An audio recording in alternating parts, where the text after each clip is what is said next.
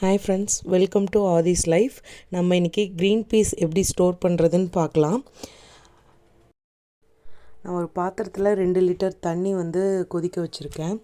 இதுக்கு முன்னாடி 1 கிலோ பட்டாணி வாங்கிட்டு வந்திருந்தேன். அதை நல்லா தோல் நீக்கிட்டு க்ளீன் பண்ணி வச்சுருக்கேன், வாஷ் பண்ணிவிட்டு.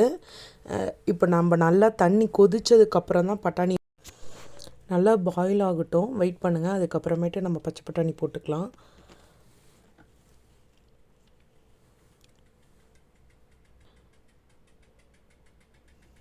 ஒன்ஸ் இப்போ பாயில் ஆகிடுச்சு வாட்டர் நல்லா. இப்படி கொதிக்கும் போது நம்ம பட்டாணி போட்டோம்னா நமக்கு குயிக்காக பட்டாணி எலும்பி மேலே வந்துடும்.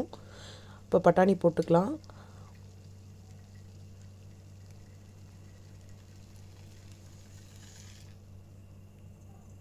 இப்போ வித்தின் ஒரு 3 to 4 மினிட்ஸ்லேயே எல்லா பட்டாணியும் ஃபுல்லாக ரைஸ் ஆகி மேலே வந்துடும். இப்போ ஒவ்வொன்றா வந்துட்டுருக்கு பாருங்கள். இப்படி எல்லாமே மேலே வரணும். அதுக்கு முன்னாடி நம்ம ஒரு டேபிள் சால்ட் ஆட். நான் ஹிமாலயன் பிங்க் சால்ட் யூஸ் பண்ணுறேன். நான் அதுதான் ரெகுலராக யூஸ் பண்ணுறதுனால அதை யூஸ் பண்ணிகிட்ருக்கேன். இது போட்டு நல்லா கலக்கி விட்டுருங்க. தென் ஒரு ஸ்ட்ரெயினர் எடுத்து ரெடியாக வச்சுக்கோங்க. இப்போ பாருங்கள், எல்லாமே எலும்பி ஃபுல்லாக மேலே வந்துடுச்சு பட்டாணி எல்லாம்.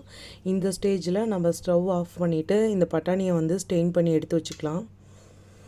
ஸ்டெயின் பண்ண உடனே நம்ம ஒரு ஒயிட் கிளாத் விரித்து அதில் காய வச்சிடணும். இல்லைனா பட்டாணி வெந்து தோல் சுருங்கிரும்.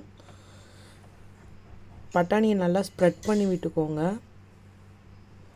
முக்கியமான விஷயம், 1 கிலோ பட்டாணி நான் எடுத்திருக்கேன். இதை 2 சில்வர் டப்பாவில் போட்டு வச்சுக்கோங்க. ஒன்று ரெகுலர் யூஸ் பண்ணுறதுக்கு, இன்னொன்று நல்லா ஸ்டோர் பண்ணிக்கோங்க. 1 or 2 months கழித்து கூட நம்ம எடுத்து யூஸ் பண்ணிக்கலாம்.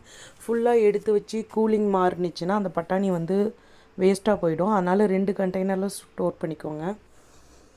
இப்போ 1 hour ஆகிடுச்சு. பட்டாணி நல்லா ட்ரை ஆகிடுச்சு, தண்ணி எதுவுமே இல்லாமல். நம்ம இப்போ ஒரு சில்வர் கண்டெய்னரில் ஸ்டோர் பண்ணிக்கலாம். நான் 2 கண்டெய்னரில் ஸ்டோர் பண்ணியிருக்கேன். இந்த பட்டாணியை 6 months வரைக்கும் நம்ம வச்சு யூஸ் பண்ணிக்கலாம். தேங்க்ஸ் ஃபார் வாட்சிங்.